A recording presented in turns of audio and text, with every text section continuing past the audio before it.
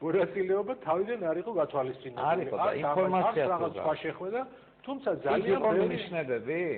ძალიან ბევრი მოწვევა იყო, ძალიან ბევრი სურვილი იყო, მაგრამ ითქვა რომ ახლა ეკლესია არ არის, ეკლესიის ზედმეტად პოლიტიზირება და ზედმეტი პოლიტიკური ტვირთის აკიდება არავის ინტერესში არ არის.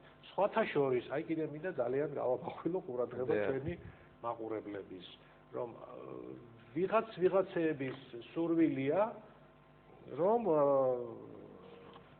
აი ჩრდილოეთის ქვეყანაში რომ რაღაც აი დაპირისპირება გამოიწვიოს ხელისუფლებასა და ეკლესიას შორის და ასე შემდეგ. ეს ძალიან სახიფათო რაღაცაა და ჩვენ ეს უნდა დავინახოთ. მოუწონს ხელისუფლება, არ მოუწონს ხელისუფლება, ესეთი დაპირისპირება იქნება კატასტროფა ქვეყნისათვის. ამიტომ ჩვენ ეს ძალიან კარგად უნდა დავინახოთ.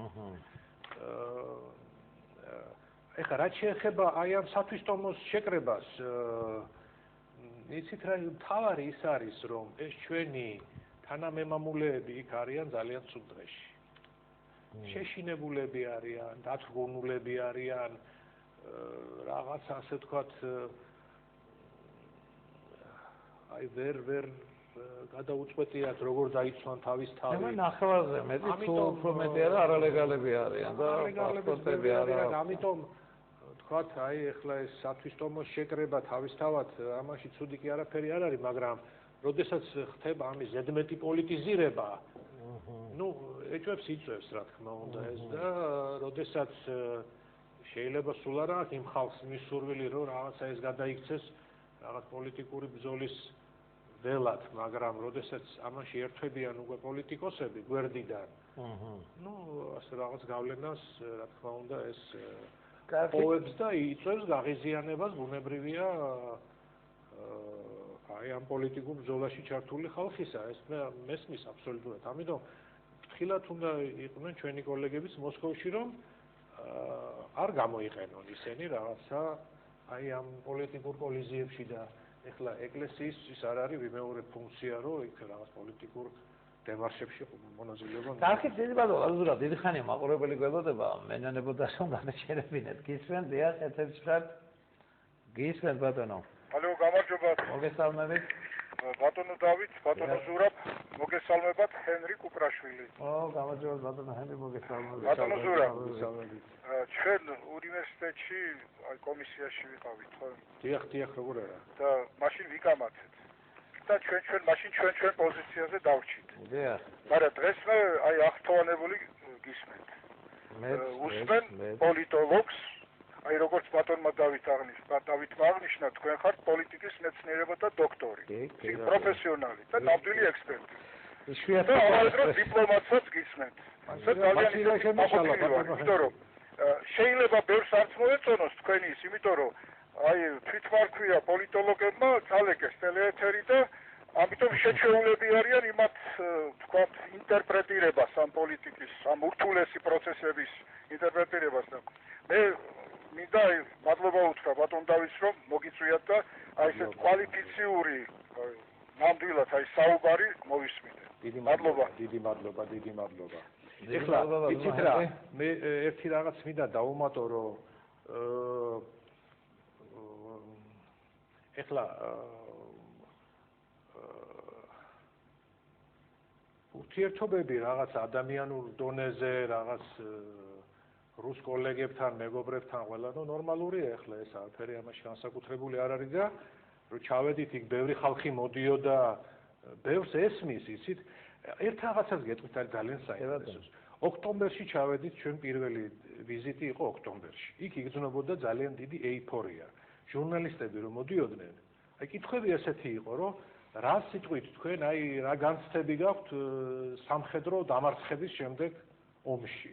აი ჟურნალის პირველი კითხვები ესეთი იყო. აი იმდენად მოულოდნელი იყო ცოტა ჩემთვის, რომ აი ერთმა ჟურნალისტმა ეკითხა მეორემ რუსები ხო? ქართული ჯარი დამარცხდა და დაგამარცხეთ და კორექტულად იყო დასმული კითხვები, მაგრამ არსი ეს იყო და მე ერთ-ერთ ჟურნალისტს უთხარი, რომ აი თქვენს მაგივრად მეუხერხულება მეუთხარი კითხვა, რომ საქართველოს, რომელიც არის მთლიანად მოსკოვის 1/13 ნაკლები კიდე და ტერიტორიულად არ ვიცი რამდენი რომ აი ეს დაამარცხეთ თქვენ და ვითომ ნუ აი კონსტანტინოპოლი აგიღიათ ესე იგი კონსტანტინოპოლი ანდა მეორეჯერ ის რა ქვია იზმაილი რა არის ეხლა აი ამერიკამ რო დაამარცხოს ნუ არ ვიცი ლიხტენშტეინი და მე რო იყოს ხო უხერხულობას ვუზნობ თქვენს მაგივრად ხო და რაღაც ცოტა შეცდენ მაგრამ ეს ეიფორია იზნობოდა ნოემბერში ვიყავით მე კიდევ და მაშინ უკვე ეს კრიზისი შეეხო ბობოლა ხალხს მას რა ქვია ოლიგარქებს და იმან დაკარგა 17 მილიარდი მეორემ დაკარგა 8 მილიარდი და ხალისობდა ახლა ხალხი ჩვეულებრივი ადამიანები იმიტომ რომ იმათ ეს არ შეეხოთა ეს ბობოლების მიერ იმათ ცოტა სიამოვნებდათ კიდევაც რომ აი დერი პასხამ დაკარგა რამდენი მილიარდი და უი რა კარგია მაგრამ ახლა ეს კრიზისი ჩამოვიდა ქვევით უკვე და უკვე ჩემმა ნაცნობებმა და მეგობრებმა იგრძნეს ეს და ძალიან წარეთ ჩვენ რომ მოსკოვში ჩავედით ნუ ეხლა ეს უკვე შეცვლილი ვითარება აშკარად 5 მიტინგი იყო იმ დღეს ჩვენ რომ მოსკოვში ჩავედით სხვადასხვა მიტინგები დამის რა ქვია ასეთი მიტინგი ისეთი მიტინგი მაგრამ ქუჩებში უამრავი ომონი და პოლიცია ეს უკვე ახალი ფენომენია ყველა ლაპარაკობს კრიზისზე რუბლი იყო ოქტომბერში 25 მანეთი, ახლა არის 36 მანეთი და ვერ აჩერებენ სავალუტო რეზერვები. ნუ ვიცით ამაზე ბევრს ლაპარაკობთ, ყველამ უკვე ვიცით და რაც თავარია, უკვე ეს რაღაცა მითიკი არ იყო ჩემთვის და ჩემს არამეშნევით ყოველდღიურად. აი ახლობლებმა, მაგალითად, ჩემმა ნაცნობმა დაიხურა აგანიოკის ჟურნალი. ფული არ არის. დაიხურა მეორე ჩემი ის რა ქვია კოლეგის გაზეთი ნოვორუსკესო დაიხურა ეხლა მესამე მეუნება რომ გადასარევი სახლი მაქვს და ვიცი რანაირი სახლი აქვს პადმასკოვიაში $15000 აქირავებდა აქამდე $5000 ვეღარ გამიქირავები ამობს ფული არა მაქვს და აი უკვე ეს ბევრს მოედო უკვე აი რუსული ტუსოვკები რო ქვია ესეთი არა კარგი გრანდიოზული ასეთი ძალიან საინტერესო შეხვედრა იყო იური როსტი მოგეხსენებათ ძალიან ცნობილი ჟურნალისტი საქართველოს დიდი მართლა დიდი მეგობარი კაცი აი მაგის 70 წლის თავი იყო ძალიან ბევრი ხალხი იყო იქ და აი მთავარი თემა იყო ეს უკვე რომ აი იმას რა უჭირს ამას ანუ ეს განცდა არის უკვე რუსეთში და ეს სულ და უფრო გვაბრალებენ ზურაბატონო ბაი ჩვენ გვაბრალებენ კი ამბობენ უკვე ხშირად მოვისმინე ეს უკვე რომ რა ჯანდაბად გვინდოდა ჩვენის ომი აი ჩვენ რას უკვე რამდენიმე ადამიანისგან ვისმინე რა გვინდოდა ეს სამხრეთ ოსეთი თუ ასეთი შედეგები ექნებოდა რა მოგვიტანა ჩვენ სამხრეთ ოსეთს საინტერესოა იცით რომ ახლა მე ძალიან კარგია რომ თქვენ თავადავე მე რამდენიმე ახლა მე მაინც უყურებ ეს ბედნიერებო მაინც მაქვს რომ ყველა თავისუფლად ვიჭერ და ძალიან სერიოზული პოლიტოლოგებიც კი ამბობენ ისე მიგრეს ესო ამერიკელებმა მოგვიწყათ სტილიგებნა და ასეთი ნუ ახლა ყველაფერს ამერიკელებს აბრალებენ იქა ესე იგი თვითონ შევარდებიან ახლა აი ამ წინში ასე აბრალებდნენ უნგრეთში შესვლას 2016 წელს ამერიკელებს მაშინ რა ქვია ჩეხოსლოვაკიაში 68 წელს ამერიკელებს იმიტომ შევარდით რომ თქვენ გამოიწვიეთ პროვოკაციაო მე ავღანეთში ამერიკელების მიერ იყო ინსპირირებული ნუ ახლა ეს აი ცნობილი კრიზისია აი ამ ჩემი მომხდარებული ციგნის გზავნილი ის არის რომ ეს დღევანდელი აგვისტოს ომი ძალიან წააგავს იმ მოვლენებს ცივი ომის პარალელები აი ნათელია რა ყოველთვის ერთი და იგივე თემა იყო არგუმენტი რომ აი ამერიკელებმა გაგვაკეთებიეს ეს თუ არ გინდა ომი რა შედიხარ კაცო რატო უჯერებ ამერიკელებს 17-ჯერ მაგრამ რა შვაშია ასე ვთქვათ და გამოცხადეს კიდევაც აქ რომ ამერიკელი ჯარისკაცი დავიჭირეთო იქო სად არის ეს ამერიკელი ჯარისკაცი პასპორტი იპოვეს რა პასპორტი იპოვეს ხო და ეს